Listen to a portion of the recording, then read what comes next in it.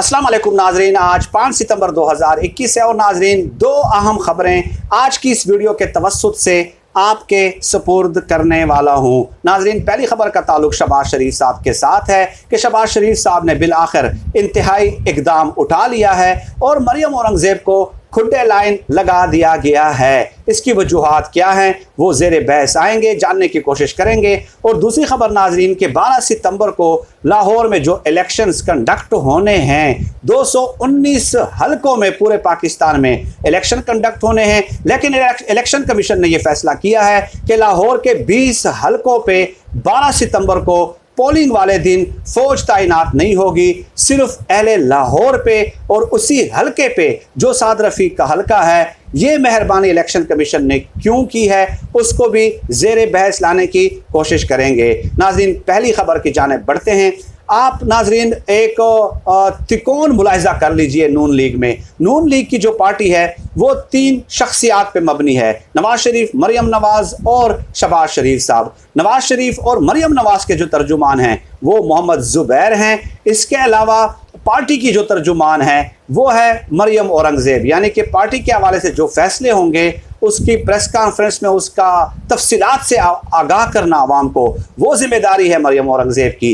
अब interesting development नाजरीन ये हुई है कि शहबाज शरीफ साहब ने मलक अहमद ख़ान को अपना तर्जुमान मुकर्रर कर दिया है कि शहबाज शरीफ साहब जो मीटिंग्स करेंगे, कंडक्ट करेंगे, उस हवाले से जो इतला दी जाएगी वो मलक अहमद ख़ान के ज़रिए से दी जाएगी।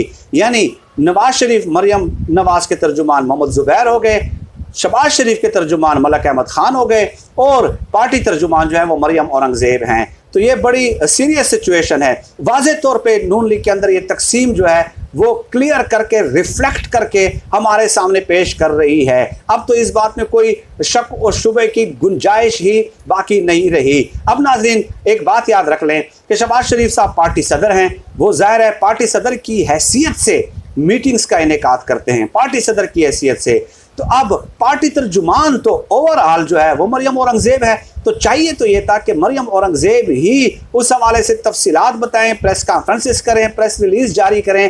लेकिन शहबाज शरीफ ने उनकी जिम्मेदारियां हटा दी हैं, उसको खुड्डे लाइन लगा दिया है और ये तमाम तर जिम्मेदारी मलक अहमद ख़ान के ज़िम्मे लगा दी है। अब इसकी वजूहात है नाजरीन, 2 वाक़ियात आपकी खिदमत में पेश कर रहा हूँ, उसके बाद आगे जाके किसी और वीडियो में फर्दर भी जो रेवल्यूशंस हैं वो मरियम औरंगज़ेब साहबा के हवाले से मैं आपकी खिदमत में पेश करूँगा। पहली बात यह है कि शहबाज शरीफ साहब हमेशा इजलास बुलाते थे जाती उम्रा में, लाहौर में, और उसमें अपने ही हम ख्याल पार्टी रहनुमाओं को दावत दी जाती थी और उन्हें कन्विंस करने की कोशिश करते थे कि आप मेरे बयानिए के साथ चलें। ठीक है, ये बात तो अब फैक्ट है। तो एक दिन इजलास हुआ जाती उम्रा में और उसमें मरियम नवाज वगैरह को इनवाइट नहीं किया गया था।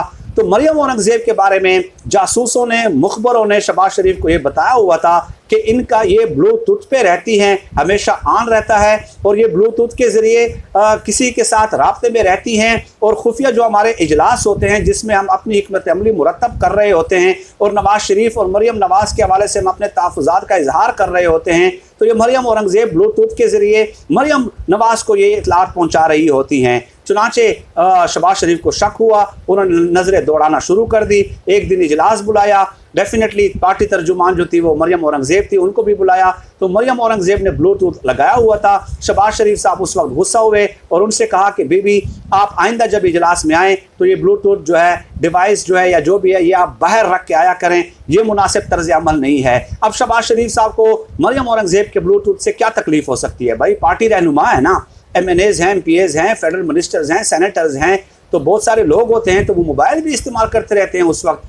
तो शहबाज शरीफ साहब ने उनको ये बता दिया, झड़क दिया कि आप इसके ज़रिए किसी तक ये पैगाम रसानी कर रही हैं और हमारा जो इजलास होता है खुफिया, जो हम एक बयानिया डेवलप करने की कोशिश कर रहे होते हैं, वो आप किसी और को पहुंचा देते हैं। उनकी मुराद मरियम नवाज से थी, ये कंफर्म खबर मैं आपको दे रहा हूँ। और इसके अलावा नाजरीन आल पार्टीज़ कॉन्फ्रेंस हुई थी एक दफ़ा नवाज शरीफ साहब की सरबराही में वज़ीर आज़म हाउस में, तो उसमें यह तय हुआ था कि इस आल पार्टीज़ कॉन्फ्रेंस में जो मुख्तलिफ पार्टियाँ शामिल हैं उसकी रिकॉर्डिंग नहीं की जाएगी। ऑफिशियली इन लोगों ने ये आपस में जो है ना SOPs तय कर लिए थे, लेकिन मरियम औरंगज़ेब ने वो भी रिकॉर्ड कर ली थी। बाद अज़ां एहतजाज हसन ने सेनेट के फ्लोर पे इसका इंकशाफ किया था कि नवाज शरीफ साहब ये आपने गलत किया है, अपने पार्टी तर्जुमान के ज़रिए जो है एक बंदी के ज़रिए आपने वो पूरी रिकॉर्डिंग करा दी और फिर वो मरियम औरंगज़ेब वो पूरी रिकॉर्डिंग जो है पूरी कार्रवाई जो है वो पहुंचा देती थी मरियम नवाज़ को। तो ये हालात थे, ये मरियम नवाज़ की जासूस बनती हैं और इससे ये ज़ाहिर होता है कि शहबाज शरीफ साहब ने इनको कुडे लाइन लगा के वाज़ेह पैगाम दे दिया है कि अब जो नून लीग के अंदर रिफ्ट और तकसीम है वो और गुजरते दिन के साथ गहरी होती जा रही है। तो शहबाज शरीफ साहब ने ये वारदात पकड़ी थी, खुफिया कार्रवाई का खुफिया मीटिंग्स का जो शहबाज शरीफ साहब अपने हम ख्याल लोगों के साथ करते थे वो मरियम नवाज़ तक ये मरियम औरंगज़ेब पहुंचाती थी।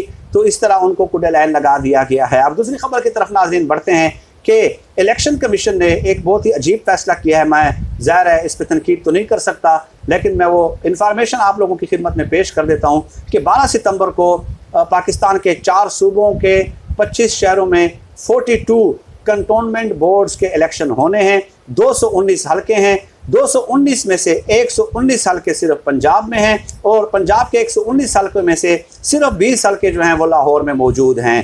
ठीक है, तो अब लाहौर में जो कंटोनमेंट बोर्ड्स के इलेक्शन होने हैं इन 20 हलकों पे वो वही हलका है जो साद रफ़ीक का हलका है और साद रफ़ीक के एक करीबी दोस्त हैं अली अब्बास, जिनकी गुज़श्ता दिनों एक वीडियो भी जारी हुई थी जिसमें वो कपड़ों की लाट जो है वो तकसीम कर रहे हैं हलके में और लोगों में पैसे तकसीम कर रहे हैं। और इलेक्शन कमीशन ने इस हवाले से अली अब्बास को जो है ना नोटिस भी जारी किया था।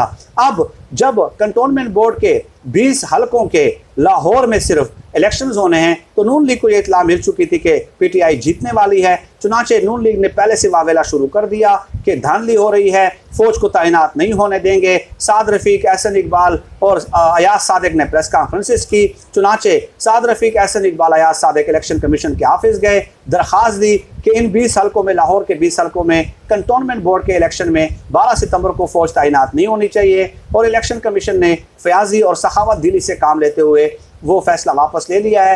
अब मुल्क भर के 219 हलकों में 42 कंटोनमेंट बोर्ड्स के इलेक्शन 25 शहरों में जो कंडक्ट होने हैं, बाकी जगहों पे फौज तैनात रहेगी। लेकिन साद रफ़ीक के 20 हलकों में 12 सितंबर को कंटोनमेंट बोर्ड्स के इलेक्शन के मौके पे फौज तैनात नहीं रहेगी। ये वजह वो वही बता सकते हैं कि अब उनका ये कहना नून लीगी रहनुमाओं का वावेला करना कि धांधली फौज कराएगी, तो भाई वो तो अभी भी कह रहे हैं कि उस्मान बुज़दार की इंतज़ामिया जो है वो धांधली कराएगी, उस्मान बुज़दार की इंतज़ामिया धांधली कराएगी, वो तो अब भी उनका ये मौक़िफ़ है। तो इसका मतलब ये हुआ कि फिर नून लीगी रहनुमाओं को ही पोलिंग स्टेशंस पे और पोलिंग बूथ्स पे तैनात कर दिया जाए, तभी ये मुतमईन हो सकते हैं। या इलेक्शन से पहले नतीजे का ऐलान कर दिया जाए कि भाई ये इलेक्शन आपका हो गया है, आप जाएँ जी, आपके नज़दीक साफ़ और शफाफ इलेक्शन ही वही होता है जो आप जीत जाएँ, इसके अलावा सब धांधली ज़दा इलेक्शन होते हैं। नाज़रीन, ये 2 अहम खबरें थी। मरियम औरंगज़ेब का किरदार जो है, ज़ाहिर है मैं किसी की ज़ातियात के हवाले से बात नहीं करता, लेकिन जो जासूसी का किरदार वो अदा कर रही हैं मरियम नवाज़ के लिए, उसकी बड़ी वारदात जो है वो शहबाज शरीफ साहब ने खुद पकड़ ली है और अपने ही जो मीटिंग अब वो कंडक्ट करेंगे उस हवाले से वो तफसीलात प्रेस कॉन्फ्रेंसेस में प्रेस रिलीज़ जारी नहीं कर सकेंगी और सिर्फ मलक अहमद ख़ान जारी करेंगे। मलक अहमद ख़ान का भी बयानी और मौक़िफ़ वही है जो शहबाज शरीफ का है। तो इससे वाज़ेह होता है कि नून लीग आपस में लड़ते लड़ते ही जो है ना वो गुम हो जाएगी, कहीं सीटी इसकी गुम हो जाएगी। 2023 तक शायद ये अपने इख्तिलाफात भी ख़त्म करने के काबिल ना हों। फ़िल वक्त आज के इस वीडियो में इतना ही। पाकिस्तान जिंदाबाद, अल्लाह हाफ़िज़।